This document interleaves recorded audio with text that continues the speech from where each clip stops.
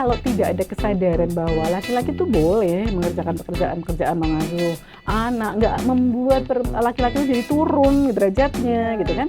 Karena juga ada banyak kasus perempuan itu jadi korban dari ayahnya sendiri kah, kakaknya kah, kakeknya yang barusan misalnya kita dengar seperti itu. Nah, misalnya gitu ya, ada kalau perempuan hobi layangan, main layang-layang kan nggak boleh pasti sama orang tuanya. Itu mainannya cowok gitu ya. Nanti kalau tumbuh besar jadinya nanti seperti apa gitu kan.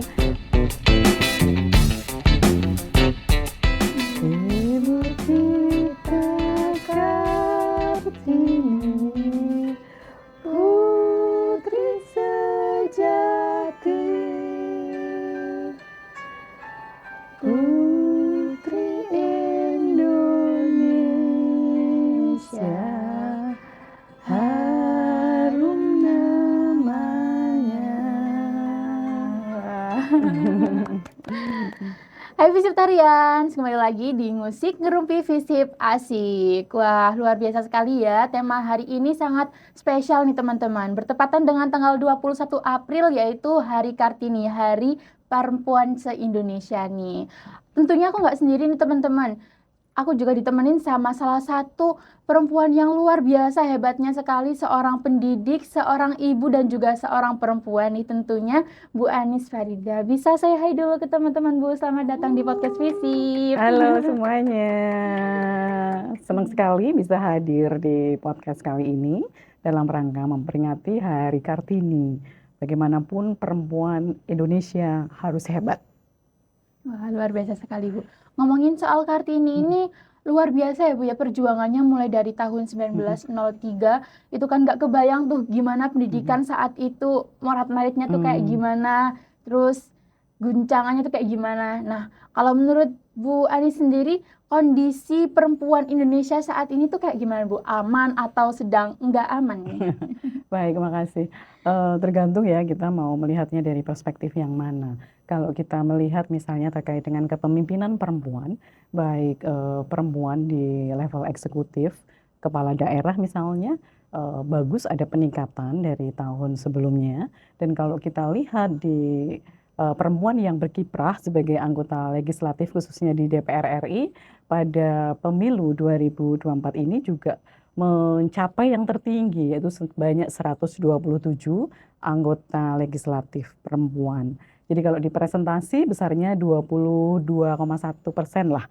Itu tertinggi kalau kita tengok dari tahun 1999. Luar biasa ya, semakin keren nih perempuan Indonesia ini Bu. Kalau kita lihat dari aspek itu ya, dan mungkin kalau kemudian akhir-akhir ini ya banyak misalnya pemberitaan, bahkan di kampus kita pun ada gitu ya, apa istilahnya upaya gitu ya untuk memberikan pendampingan agar tidak terjadi hal-hal yang kemudian mengakibatkan perempuan ini sebagai korban. Contohnya misalnya terkait dengan kekerasan seksual. Ada Satgas PPKS di tiap-tiap fakultas dan juga ada Satgas di tingkat universitas yang mana mereka ini melakukan kegiatan sosialisasi pada saat penerimaan mahasiswa baru sudah dikenalkan bahwa ada hal yang penting sekali gitu untuk diperhatikan. Hal-hal apa sih yang do sama don't-nya itu harus benar-benar gitu ya. Contoh misalnya nggak boleh lagi misalnya bimbingan di luar kampus gitu karena hal yang seperti itu jadi rentan akan terjadi relasi kuasa yang timpang gitu ya antara dosen dan mahasiswa. Jadi bimbingan malah betul. Dan juga antar mahasiswa pun juga penting diperhatikan juga karena kan kekerasan dalam pacaran yang kemudian mengakibatkan salah satu pihak sebagai korban itu juga banyak. Dan kalau Mbak Monik misalnya perhatikan gitu ya pemberitaan di media masa akhir-akhir ini juga seperti itulah ya, memprihatinkan juga dan seringkali kan yang menjadi korban adalah perempuan gitu ya. Meskipun mungkin bisa jadi gitu ya ada gitu ya korban itu juga laki-laki, tetapi paling tidak yang lebih gitu ya, yang lebih sering terjadi adalah perempuannya yang sebagai korban.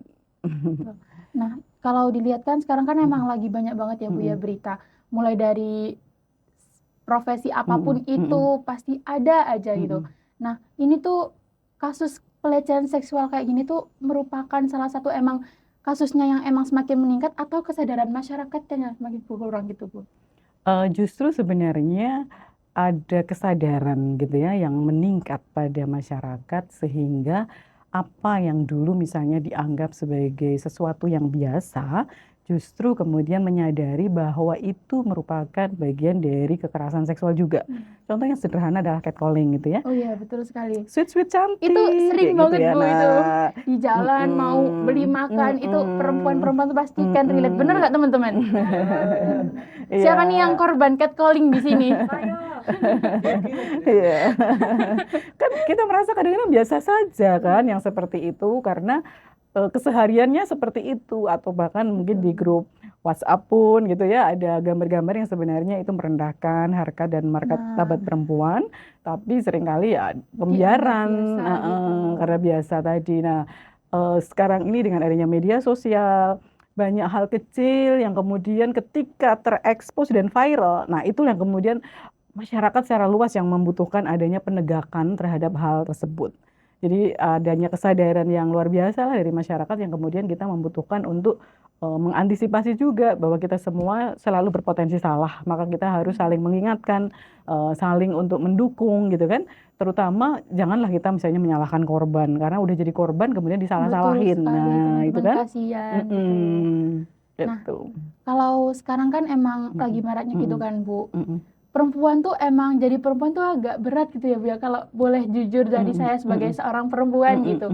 Karena mau dimanapun kita berada, kita tuh selalu nggak punya ruang aman bagi diri kita sendiri gitu. Mau di sini ada aja yang catcalling kayak gitu.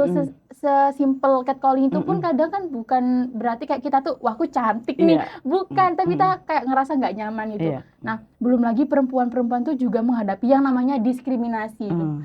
Kan kalau diskriminasi sosial antara perempuan sama laki-laki itu kan bener-bener kelihatan banget, Bu ya, kayak misal gini, gak boleh kayak gitu, kamu perempuan, jangan kayak gitu gitu. Nah, itu kalau menurut Bu Anis itu kayak gimana nih?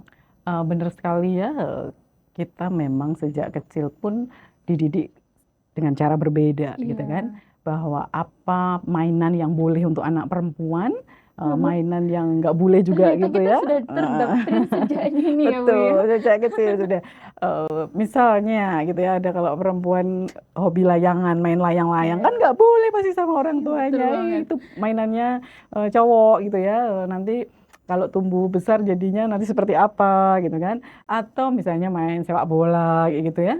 Dunia-dunia yang dianggap dulu itu tidak bisa gitu ya. Tapi sekarang ini kan sudah beda. Sudah ada atlet sepak bola perempuan, misalnya perempuan yang berhobi apa ya, hal-hal yang tadinya dianggap hobinya cowok pun ini termasuk Bunda sendiri gitu ya, hobi otomotif gitu, masuk klub Pajero gitu ya. Wah, keren banget, Bu. Iya. Tepuk tangan teman-teman. Iya. Jadi seperti yang periode lalu sebagai Sekretaris Jenderal Pajero Indonesia One tuh wilayahnya se-Indonesia gitu kan. Nah, sebelumnya pun sebagai Wasekjen sempat 2 kali juga. Nah, tahun ini sih udah jadi anggota aja. Karena banyak kesibukan yang lain juga. Nah, kalau ngelihat Bu Anis ini kayak emang lihat Kartini di masa depan gitu. Ada nggak sih, Bu, cerita dari Bu Anis sendiri, cerita pribadi yang sangat relevan dengan kondisi Kartini, mungkin dulunya, mungkin perjuangannya atau apa gitu, mungkin ada cerita menarik yang bisa disampaikan ke teman-teman gitu, sebagai seorang perempuan. Kalau cerita menarik mungkin banyak ya, seperti tadi contoh waktu kecil udah hobinya mungkin hobi yang apa, ada pembedaan gitu ya antara laki dan perempuan, udah kritis lah. Masa sih, emang kenapa, nggak bolehnya kenapa gitu kan. Toh kalau kita bisa membawa diri ya kita juga akan baik-baik saja. Itu sehingga waktu kecil paling tidak bisa lah apa, nyuri-nyuri manjat pohon, metik mangga misalnya seperti itu gitu ya.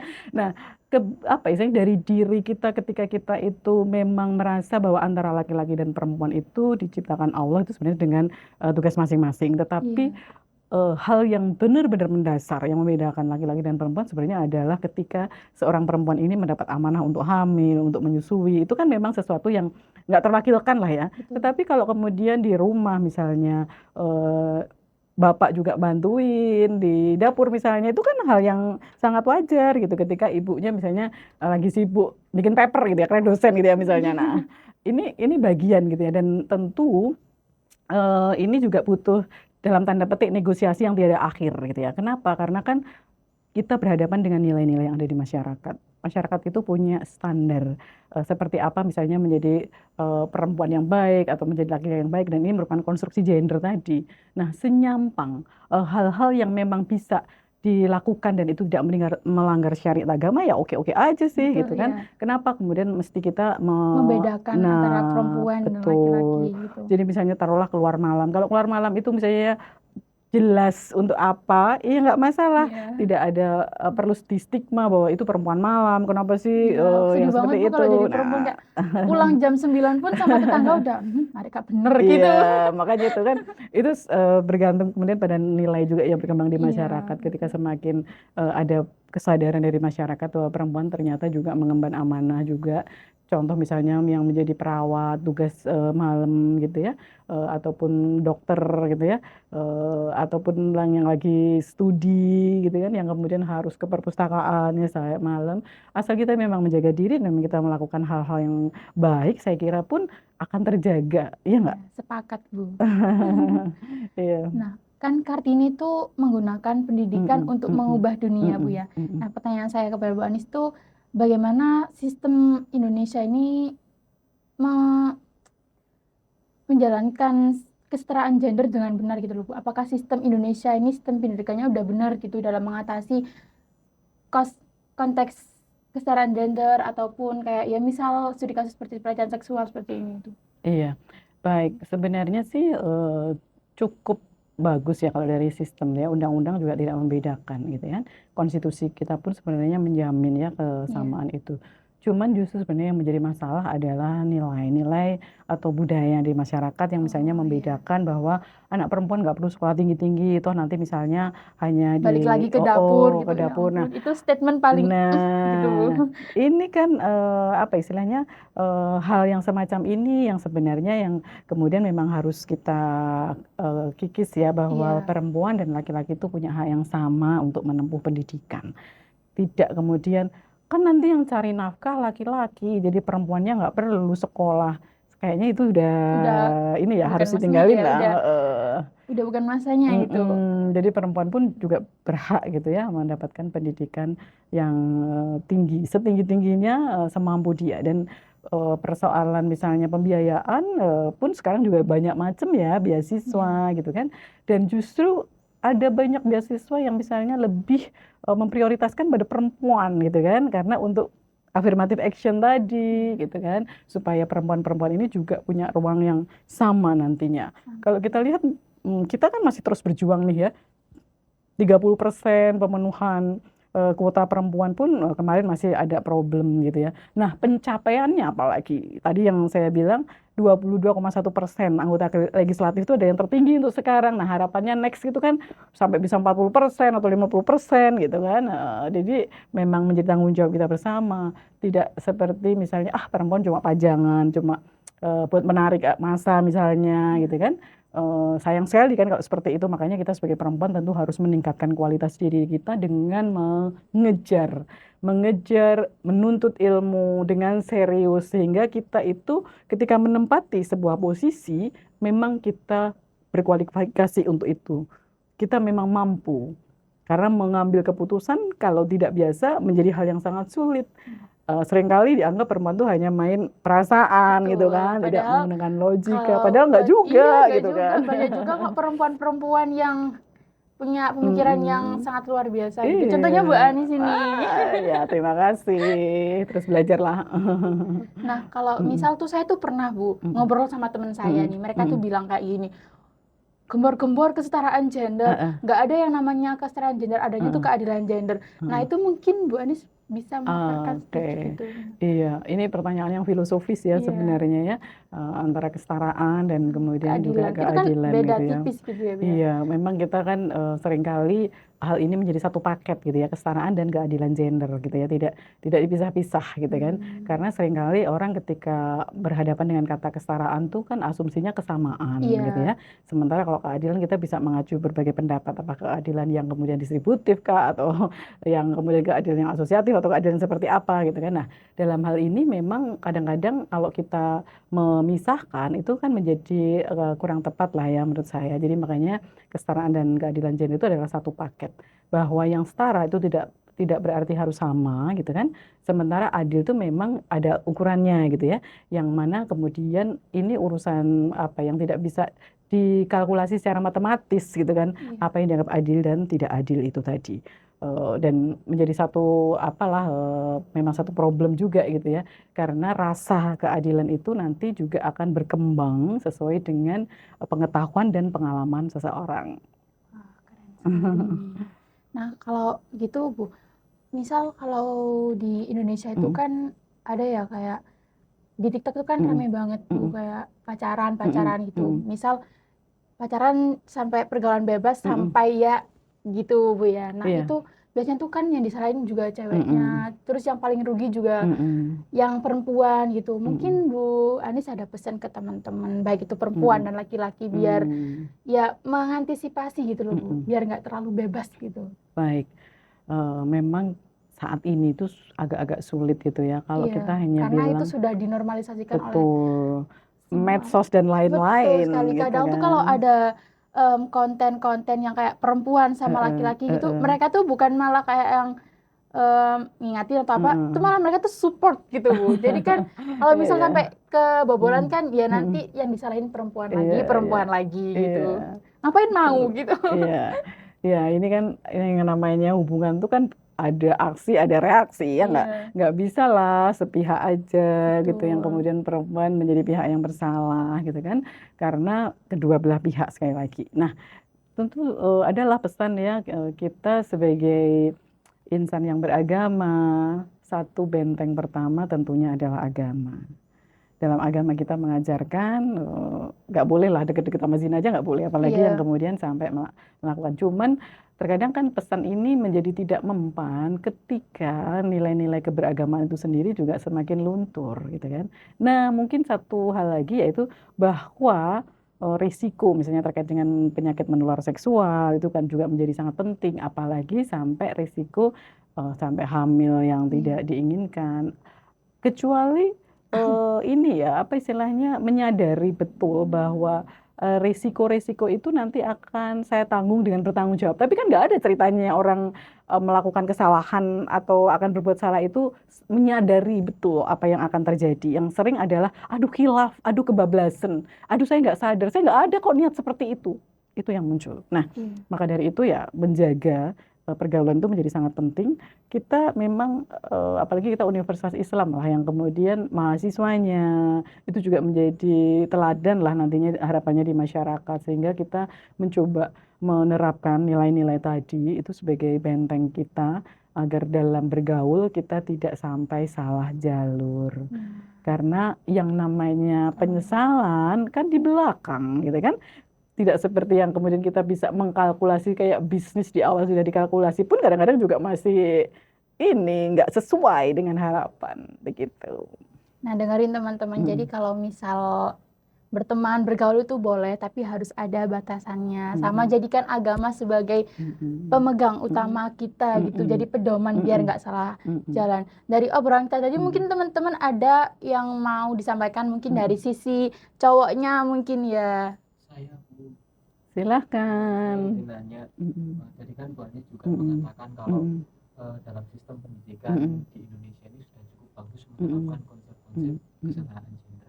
Nah, menurut Bu Anis itu dalam bidang apa sih yang menurut Bu Anis itu masih timpang akan kesetaraan gendernya? Baik, makasih Mas. Pertanyaan yang luar biasa sekali ya. Karena seperti tadi saya bilang bahwa sebenarnya secara normatif itu kita punya hak yang sama. Tapi seringkali di dalam prakteknya, terutama nanti ketika misalnya ilmu-ilmu tertentu gitu ya, yang kemudian harus banyak ke lapangan, dalam arti misalnya kayak teknik-teknik itu kan banyak ya yang harus ke lapangan, seringkali juga dari orang tua kan yang nggak ngizin, aduh nak nanti gimana kalau jauh, kemudian tempatnya juga bagaimana, kalau semuanya cowok bagaimana, itu ada kekhawatiran-kekhawatiran yang kemudian disitulah terjadi ketimpangan posisi. Jadi perempuan sepertinya kalau di urusan yang pekerjaan yang sifatnya maskulin kayaknya akan diiniin gitu ya. Kecuali pada pekerjaan yang sifatnya kayak menjadi dosen gitu ya. Kemudian menjadi dokter pun mungkin juga dibedain gitu kan. kita kan akan sangat jarang misalnya nemu dokter yang perempuan yang ortopedi misalnya, itu akan sangat jarang. Kenapa? Karena kan dia ngurusin darah-darah dan kemudian yang ngeri-ngeri lah misalnya Iya. seperti itu. Tapi kalau penyakit dalam misalnya anak itu kan kemudian seringkali pada perempuan. Maaf ya kalau misalnya saya salah gitu, tapi paling enggak sedikit lah yang saya amati seperti itu. Nah, kalaupun kita melihat pada profesi-profesi penegak hukum pun gitu ya, meskipun saat ini juga sudah banyak gitu ya para perempuan yang berprofesi di situ, kita juga masih melihat bahwa yang menduduki pucuk-pucuk pimpinan pun juga masih ada keterbatasan. Samalah tadi misalnya dengan pada posisi sebagai kepala daerah juga tidak bisa dikatakan bahwa perempuan sudah mapan gitu ya. Nah, ini sekali lagi kan juga buah dari pendidikan tadi gitu ya, yang kemudian sebenarnya tidak ada pembedaan gitu ya secara normatif, tetapi produknya, hasil akhirnya ternyata tetap saja perempuan itu punya keterbatasan tadi. Perlu digarisbawahi ya teman-teman ya, mempunyai hak yang sama. Keterbatasannya bukan karena perempuannya, tapi sistemnya lah yang membuat kemudian kita itu terbatas, nggak bisa sampai ini ya menembus gitu ya batas yang tidak kelihatan. Ada istilah glass ceiling gitu ya, yang kemudian ya dia kayak apa langitnya dari kaca, ini langit-langitnya dari kacanya kemudian nggak bisa ditembus, kelihatannya sama tapi kemudian nggak bisa itu. Benar sekali Bu Anis. Nah, karena tadi kakaknya udah tanya Bu ya, saya pengen tanya juga nih Bu. Boleh. Kalau gitu gimana Bu peran laki-laki dalam menciptakan ruang aman nih bagi perempuan? Nah, itu betul sekali. Seringkali kalau bicara gender kan disampaikan bahwa gender itu urusan perempuan, padahal ini kan konstruksi sosial terhadap peran laki-laki maupun perempuan. Yang artinya di sini laki-laki pun juga mengambil peran, tidak hanya perempuan juga gitu ya yang hanya berusaha sendirian. Seperti tadi saya contohkan dalam sebuah rumah tangga misalnya, sang istri itu adalah misalnya seorang dosen, kemudian suaminya itu pekerjaan yang lain yang kemudian lebih fleksibel misalnya, maka dia bisa bertukar gitu ya. Oh, yang belanja udah bapaknya aja, sementara ibunya yang nyiapin yang lain gitu ya, karena misalnya cepat buru-buru harus ke kampus atau kemana. Nah, ini kalau tidak ada kesadaran bahwa laki-laki tuh boleh mengerjakan pekerjaan-pekerjaan mengasuh anak, nggak membuat laki-laki itu jadi turun derajatnya gitu kan, tetap justru malah makin naik. Iya, gitu. dan saling menghargai tadi tetap menjadi kata kunci. Jadi sekali lagi kan kalau urusan hamil sama melahirkan sama menyusui kan memang perempuan lah ya, tapi yang lain-lain boleh lah kita itu saling mengisi itu kan. Jadi peran laki-laki itu juga sangat besar kalau dalam menciptakan ruang aman bagi Betul, perempuan. betul. Apalagi contoh lah inilah misalnya kalau kayak misalnya di ruang praktek gitu ya. Di ruang praktek obgyn lah misalnya ya. Itu biasanya kalau dokternya laki-laki biasanya selalu ada perawat perempuan yang mendampingi juga, sehingga itu kan juga laki-laki pun dalam tanda petik aku lo perlu diawasi ya, namanya juga manusia biasa ya, tiba-tiba kalau misalnya dalam tanda petik ada sesuatu keinginan yang di luar normally profesi tadi, ada yang ngingetin, ada sungkan. Kalau CCTV kan beda mati yang kadang-kadang mungkin enggak ini gitu ya, tapi kalau sesama manusia kan disitulah ada kontrol, maka di situ juga bisa diciptakan ruang aman. Sama tadi saya bilang bahwa misalnya kalau kita bimbingan pun lebih baik di kampus, tempatnya terbuka. Biar lebih Jadi itu juga salah satu menciptakan ruang aman. Laki-laki pun akhirnya berkontribusi ketika kebetulan dosennya laki-laki yang kemudian meminta bimbingannya di tempat yang terbuka, kan jadi aman juga. Itu banyak yang ngeliat. hal-hal kecil yang jarang dinotis gitu. Betul. Nah, sebelum ditutup nih Bu ya, satu kali pertanyaan lagi ya Bu ya, buat teman-teman juga nih. Nah, apa Bu langkah paling realistis yang bisa dilakukan oleh mahasiswa kayak kita-kita ini untuk mencegah pelecehan seksual gitu? Baik. Paling realistis. Paling realistis. Kalau dari sisi sesama tentu sekali lagi hal-hal yang sifatnya nanti mengundang gitu ya. Contoh berduaan meskipun sebenarnya teman, kalau misalnya kemudian ini juga berisiko ya kan, maka kita hindari, maka rame-rame kita berkelompok. Di tempatnya pun tempat yang terbuka, misalnya di kafe atau di tempat yang sifatnya publik. Nah, kalau kemudian dengan relasi yang nggak setara, misalnya dengan dosen atau dengan atasan, maka memang di sini tentu kepedulian gitu ya atasan juga terhadap hak-hak perempuan yang menjadi bawahan tadi juga sangat-sangat diperhatikan. Contoh banyak kasus juga atau banyak persoalan juga terjadi manakala ada di ruang tertutup, kan itu yang menjadi persoalan. Tapi ketika itu ruang terbuka, bisalah diminimalisir. Jadi misalnya memanggil bawahannya untuk memberikan instruksi apa, ruangnya yang kaca misalnya, iya, jadi kan iya. kelihatan Jadi gitu ya. catatan nih ya. Betul, betul. Seperti ruang-ruang apa, kita di kampus Winsa ini kan sudah rata-rata demikian ya di desainnya, sehingga keterbukaan tadi terjaga, sehingga meminimalisir adanya tindak-tindak kekerasan seksual seperti itu. Jadi itu langkah awal dari infrastruktur dan juga dari sumber daya manusianya juga, dikenalkan apa saja sih yang menjadi hal-hal yang termasuk tindak pidana kekerasan seksual. Karena kita sudah punya undang-undang juga, di lingkungan kampus juga ada peraturan dari Menteri Agama. Jadi sebenarnya sudah lengkap lah ya kalau instrumen, tinggal bagaimana kita. Implementasinya. Betul sekali. Karena tanpa kesadaran sebagus apapun, ya nggak akan bisa. Iya. Kesadaran individu menjadi sangat penting dan juga kontrol sosial. Betul sekali. Oke. Nah, oke, teman-teman. Jadi teman-teman, yang speak up itu nggak cuma perempuan aja nih ya, konklusinya. Jadi peran pendidikan juga sangat penting untuk menciptakan ruang aman bagi perempuan, karena pendidikan nggak hanya cuma tentang belajar atau mengajar, tapi juga tentang empati dan juga kesadaran sosial. Kalau tempat umum nggak bisa jadi ruang aman bagi perempuan, berarti itu masih menjadi PR bagi bangsa ya Bu ya. Karena sejatinya emang di Hari Kartini ini kita juga menjunjung tinggi yang namanya keamanan bagi perempuan dan juga layaknya hak-hak perempuan itu bagaimana Bu ya. Mungkin sedikit nambahin, Oh, yes. perempuan juga butuh ruang aman di ruang pribadi, artinya ruang personal, ruang private, yaitu misalnya di rumahnya sendiri.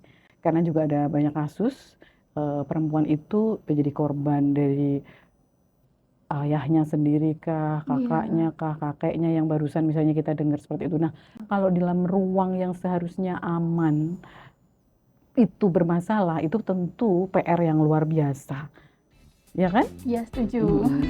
Itu Jadi gitu ya teman-teman. Jadi ingat-ingat bahwa perempuan dan laki-laki memiliki hak yang sama. Selamat Hari Kartini untuk teman-teman semuanya dan seluruh perempuan Indonesia. Hidup perempuan yang melawan. Hidup perempuan. Hidup perempuan yang melawan.